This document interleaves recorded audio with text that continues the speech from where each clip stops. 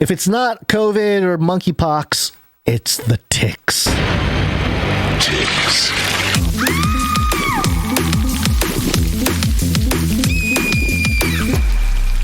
Tick attack. Scary, scary, tickety tick tick. Insider.com. What to know about Heartland virus?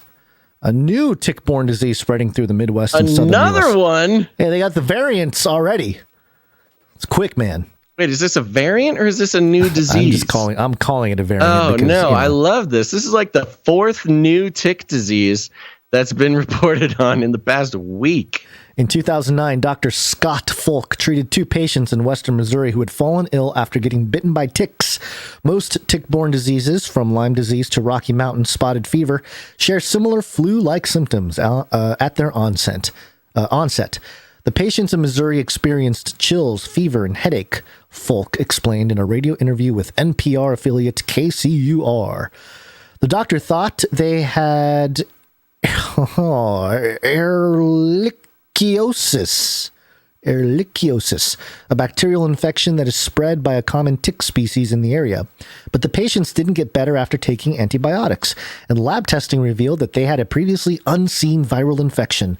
The new virus was named Heartland virus, after Heartland Regional Medical Center, where the patients were diagnosed.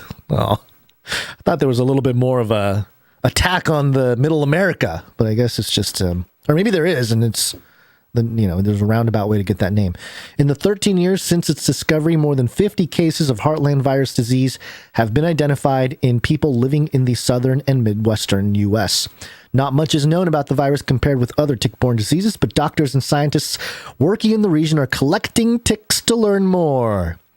Quote, "This is not a pathogen that is going to take over the world, so there's no reason to panic at this point," said Gonzalo Vasquez Procopec, an associate professor who heads a team studying vector-borne diseases at Emory University. Quote, "We as scientists are trying to do what we couldn't do with COVID, which is know as much as we can about the virus before it becomes a problem." And it's always interesting. It's like, okay, is your research going to be used against you? That's the problem. You learn about it. You learn about how it could spread.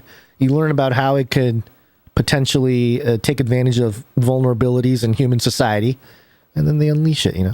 The Lone Star tick can spread the Heartland virus, among other diseases. Wow. So you got cases of Heartland virus disease have been reported in Arkansas, Georgia, Illinois. It lists a bunch of places here. Yeah. Okay. So where certain metropolitan populations have to worry about monkeypox, the American, the middle America needs to worry about these Heartland virus. Yeah, so how do you know if you see one? The Lone Star tick identifiable. Heartland virus is a weird name for the sickness, by the way. That's what I'm saying. Heartland virus? Why don't you call it coastal elite pox or something? Like, it's so specific. Well, did you hear the part where how they named it? No, I was researching monkeypox, which I think we should actually maybe try to squeeze in before the break. Okay, well, the article stated a few seconds ago, I read this, how it was named after the Heartland Regional Medical Center, where the patients were diagnosed. And that's what I said. I said that's why it's convenient. It's called the Wuhan the Wuhan virus. Yeah, they take it from the place, right? Yeah. Wuhan. No, you're racist if you do virology. that. You're racist. Yeah. So is this racist too? Anyway, I mean, it's literally a 1-for-1. Calling it the Heartland virus because the hospital was called Heartland Hospital, and calling it Wuhan virus because it came from Wuhan Institute of Virology. It's crazy. But also, just so convenient that it affects Middle America. That's what I was saying. That I thought it was named after the fact that it was in that area and affecting Middle America. No, you nailed it. The Lone Star tick, identifiable by a single white dot on the back of adult female ticks, is also known to spread other viruses and bacteria that cause more common infections, such as Ehrlichiosis.